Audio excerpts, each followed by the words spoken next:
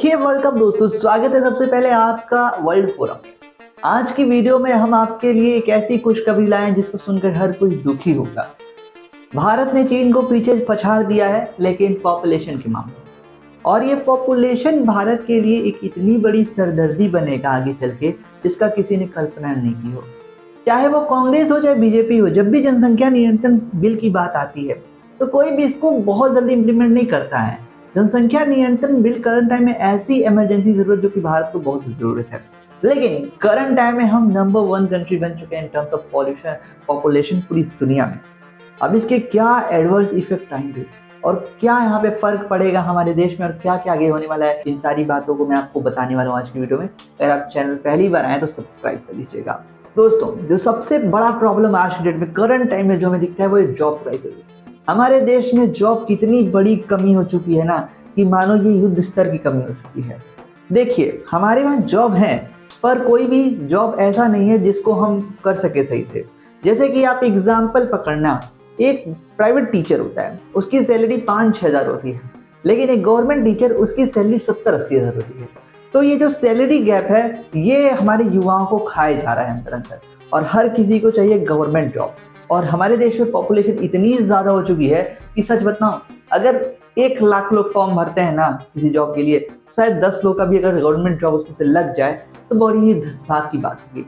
लेकिन सच्चाई ये नहीं है, सच्चाई 10 लोग का भी नहीं लगता है जॉब। ये एक सिचुएशन हो चुकी है आज डेट में, और अभी ये जो सिचुएशन है, यही सिचुएशन 10 साल बाद इससे बद से बदतर होने वाली है। तो जॉब क्राइसिस के लिए तैयार हो जाओ अगर पॉपुलेशन अभी भी नहीं रोका तो, क्योंकि हमारे वहाँ जॉब है ही नहीं। सच्चाई मान लो, प्राइवेट कंपनीज बहुत सी जॉब देती हैं, मैं मानता हूँ, लेकिन उनका पेइंग जो रेट है वो इतना कम है कि आदमी 2 वक्त की रोटी खा ले, बस वही काफ़ी है। बचाने उचाने का सपना छोड़ देना। सबसे बड़ी प्रॉब्लम ये होगी जॉब क्राइसिस की, अभी जो है उसका 10 गुना लेवल हमें 10 साल बाद देखने को मिल जाएगा। नंबर दूसरा सबसे बड़ा जो प्रॉब्लम है ये है अमीर लोग का देश छोड़ना। देखिए, आप कहोगे कि जॉब्स तो अमीर लोग की भी जरूरत है नहीं, उनके पास तो फिलहाल बहुत पैसा पड़ा है, वो क्यों देश छोड़ रहे हैं? तो इसके पीछे रीजन है लाइफ स्टाइल। देखिए, हमारे देश में आज आप कहीं भी निकल जाओ, इतनी ज़्यादा ट्रैफिक, इतनी ज़्यादा पोल्यूशन कि भाई रहने लायक इन्वायरमेंट नहीं रह जा रहा है। अगर अभी आप अपने मोबाइल का एयर क्वालिटी इंडेक्स खोल के देखोगे तो वो 200-150 का चलता है, जिसकी वजह से जो एयर क्वालिटी इतनी खराब हो चुकी है कि लिविंग एक्सपेक्टेंसी, जो आदमी आज से 20 साल पहले 80 साल जीता था, अब वो आदमी शायद 50-55 में टपक जाए। आई मीन, वर्ड को आप मत गलत लीजिएगा, लेकिन ये सच्चाई बता रहा हूँ कि 50, 55, 60, 65 हमारे देश में मरने की आयु हो चुकी है। इवन 18 साल, 17 साल, 16 साल के बच्चों को हार्ट अटैक आ रहा है। कैसे? ये है जलवायु परिवर्तन का मान। अगर मैं कंपैरिजन करता हूँ दुनिया भर के शहरों के एयर इंडेक्स की, तो यूपी की मैं आपको बात बताऊंगा। हमारे यहाँ तो भाई 200-150 नॉर्मल है एयर क्वालिटी इंडेक्स, जबकि एयर क्वालिटी इंडेक्स 50 के नीचे होना चाहिए, लेकिन हमारे यहाँ बहुत खतरनाक है। बाकी और अपने आप मोबाइल में जाके देख सकते हैं अपने शहर का एयर क्वालिटी इंडेक्स। तो ये सारी चीज़ें जो अमीर लोग होते हैं उनको बहुत ज़्यादा फर्क देती है, जिस वजह से अमीर लोग अपनी एक अच्छी पीढ़ी के लिए, एक अच्छी लाइफ स्टाइल के लिए भारत को छोड़ना शुरू कर चुके हैं। नंबर तीसरा, ये है लो पर कैपिटल जीडीपी। अक्सर हम देख के बड़ा प्राउड होता है, और होना भी चाहिए, कि हम दुनिया की 5वीं सबसे बड़ी अर्थव्यवस्था बन चुके हैं और हमने ब्रिटेन को भी पीछे छोड़ दिया है। लेकिन प्रॉब्लम ये है ना हमारे वहाँ कि हमने चलो ब्रिटेन को पीछे छोड़ दिया, लेकिन फिर भी हम गरीब ही रह गए। देखिए, सरकार अमीर हो रही है, सरकारी लोग अमीर हो रहे हैं, इससे कोई फर्क नहीं पड़ता। जब तक देश का हर नागरिक एक अच्छी लाइफ स्टाइल नहीं अफोर्ड कर पाता, हम काहे के अमीर हुए भाई? समझना मेरी बात को, आसान से समझाऊंगा। 2 पड़ोसी थे, एक के घर 4 लोग थे, एक के घर 20 लोग थे। इसके घर 4 रोटी आता था, इसके घर 5 रोटी आता था। अब बताओ, इस 4 लोग के घर सबको 1-1 रोटी मिल गया, सबका पेट भर गया। लेकिन जिसके घर 20 लोग थे, इसके घर 5 रोटी आया, 1 रोटी एक्स्ट्रा आया। क्या पर उन 20 लोग में से किसी का भी पेट भरा? प्रॉब्लम आप समझिएगा। पैसा ज्यादा है ये कोई बड़ी बात नहीं है, लेकिन पैसा सही हाथों में नहीं है, ये एक प्रॉब्लम है। और उससे बड़ी बात ये है, जिस हिसाब से आबादी है उतना हमारे पास पैसा है ही नहीं करंट टाइम में। आज डेट में हमारे देश में 60% जो फैमिलीज होती हैं ना, उनको सिर्फ इतना मालूम है कि सुबह खाना खाना है, रात को खाना खाना है। बचत ये क्या होता है, लाइफ स्टाइल ये क्या होता है, लिविंग स्टैंडर्ड्स ये क्या होता है, ये एक प्रॉब्लम है करंट टाइम में। हालांकि ये ऊंचे सरकारी नौकरी वाले ये कभी महसूस नहीं कर पाएंगे, कोई भी नेता अधिकारी को भी महसूस नहीं कर पाएगा। ये महसूस करता है एक आम आदमी, एक प्राइवेट जॉब वाला आदमी। नंबर चौथा, यह है दोस्तों ग्लोबल वार्मिंग। देखिए, नो डाउट हमने पॉपुलेशन बहुत बढ़ा ली है, तो ग्लोबल वार्मिंग भी जम के होने वाली है। और हालांकि सरकार को मैं यहाँ पे सल्यूट करना चाहूँगा कि उन्होंने हाइड्रोजन कार्स, इलेक्ट्रिक कार्स तो काफ़ी ज़्यादा इसको देखते हुए पहले से तैयारी कर रखी है। लेकिन प्रॉब्लम ये है ना कि CO2 इमिशंस को आप नहीं रोक सकते। बिजली बन रहा है वो कोयला से बनेगा, परमाणु घर में बनेगा, कहीं ना कहीं एनर्जी का इमिशन होगा। और जिसकी वजह से दोस्तों यहाँ पे हम ग्लोबल वार्मिंग प्रॉब्लम करें ना, ये बहुत बड़ी बन सकती है हमारे देश में। देखिए जब जलवायु परिवर्तन होता है तो देखिए 3 चीजें होती हैं हर देश में। पहला भूकंप नॉर्मल बात हो जाएगी, दूसरा सुनामी, बाढ़, ये सब परेशान हो जाएंगे।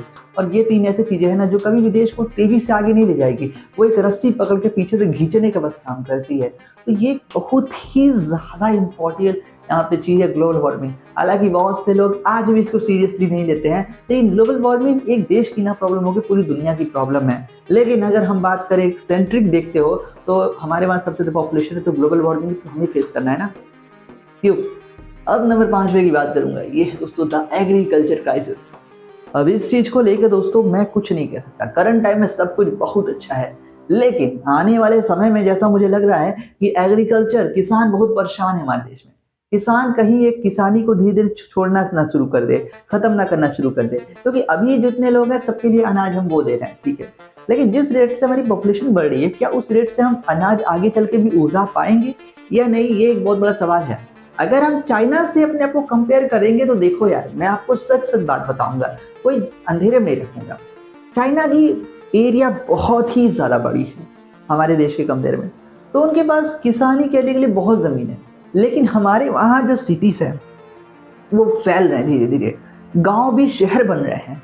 तो जब गांव शहर बनेंगे तो प्लॉट कहाँ बनता है, खेतों में से प्लॉट बनाए जाते हैं, लोग अपने नए नए आशियाने बताते हैं, जिसकी वजह से एग्रीकल्चर क्राइसिस होगा। लेकिन एग्रीकल्चर क्राइसिस को सरकार चाहे तो रोक सकती है। एक बहुत अच्छा मेथड है कि वर्टिकल विकास ना करके हॉरिजॉन्टल विकास कर दो।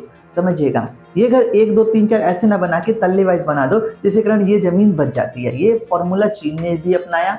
छोटे देश जहाँ पर जमीन कम होती है वहाँ अपनाते हैं, लेकिन हमारे वहाँ देश काफ़ी बड़ा है लेकिन पॉपुलेशन बढ़ गई है, जिस वजह से कहीं ना कहीं वर्टिकल विकास को खत्म करके सरकार को हॉरिजॉन्टल विकास पे फोकस करना होगा। तो जिस प्रकार से वर्टिकल विकास, लोग जमीन खरीदे जा रहे हैं, खेत लोग अपना प्लाटिंग कर बेच दे रहे हैं, तो खेती की कमी जब होगी तो अनाज की कमी होगी, जाहिर सी बात है।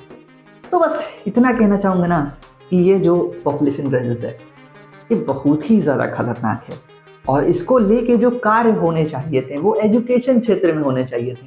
कि आपको क्या लगता है, क्या सरकार चिल्लाएगी कि जनसंख्या नियंत्रण कानून ला देगी, ये कर देंगे तो कुछ होगा? नहीं, जिसको बच्चा पैदा करना है वो 5 पैदा करेगा। प्रॉब्लम एजुकेशन में हमारी, एजुकेशन में एक ऐसा सब्जेक्ट डाल दो ना जिसमें इस सब्जेक्ट का टॉपिक हो over population and child birth program, या फिर जिसको कहते हैं चाइल्ड मैनेजमेंट। मतलब एक फैमिली प्लानिंग की यहाँ पे जो सीख है वो आज की जनरेशन से नहीं पड़ी, तो 2050 तक जो भी हम सपने देख रहे हैं कहीं ना कहीं और पॉपुलेशन इसको बहुत बुरी तरीके से इम्पैक्ट करेगा। और अभी नहीं सुधरोगे तो कब समझोगे भाई। खबर थी वर्ल्ड फोरम की तरफ से, और भी ऐसे वर्ल्ड एनालिसिस रिपोर्ट के लिए सब्सक्राइब करें हमें। मिलेंगे अगली वीडियो में, धन्यवाद।